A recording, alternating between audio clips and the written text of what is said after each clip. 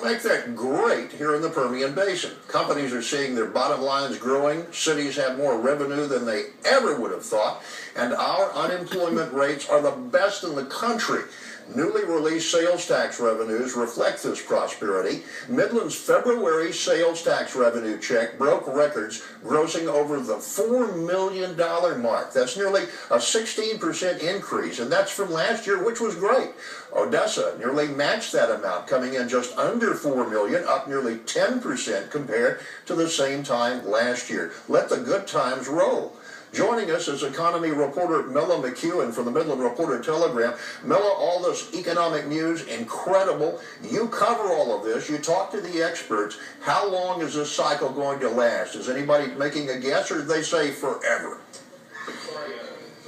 Well, I don't know if it'll last forever, Mike, but I think this definitely has legs. It's obviously fueled by the oil and gas operations that are going around. You have a Pioneer just closed a deal with a Chinese company to develop 200,000 acres in its horizontal wolf camp, that they say will last 20 to 25 years. Chevron says that it has a timeline of 20 years or so for its operations. This is unheard of out here, and that will fuel not just oil and gas, but the overall economy.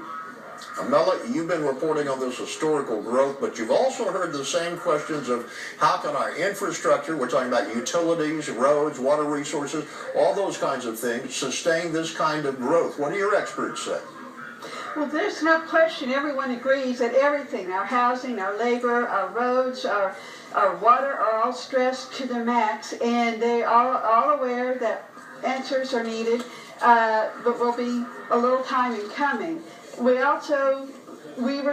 I attended a chamber luncheon on the economy earlier this week, and some of the speakers agreed that we cannot depend on the state of Texas or the federal government to step in and help us, that we are going to have to be determined and solve these problems ourselves. Nobody's going to step forward and pay all the bills other than we take care of ourselves, I've got a feeling. But we still are getting some help. You are also reporting on the oil and gas business. What's the latest you're hearing from experts on energy?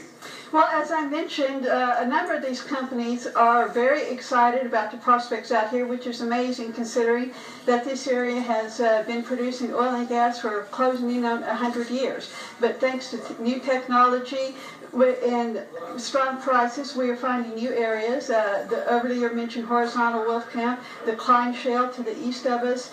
They think that oil and gas is going to be strong for a number of years. Global demand for energy, as you know, and you heard this in a recent economic conference in Midland, it affects our economy. What kind of picture are you getting of our overseas demand?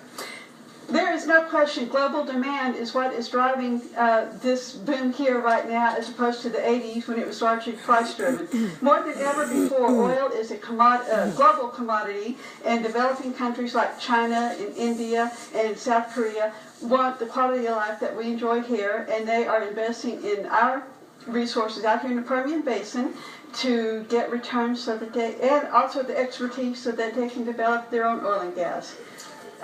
Study after study, with all the talk about green and renewable energy, study after study after study says that 10 years, 30 years, 50 years from now, we'll still be 80% dependent on coal, oil, and natural gas for our energy.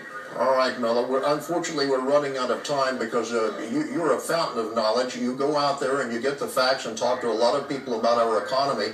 Mella McEwen, I want to thank you very much for joining us on behalf of the Midland Reporter-Telegram. You do a great job. I read your articles. You do really well. Thank you for having me. And that's all for Closer Look. Stay tuned for CBS 7 News at 5.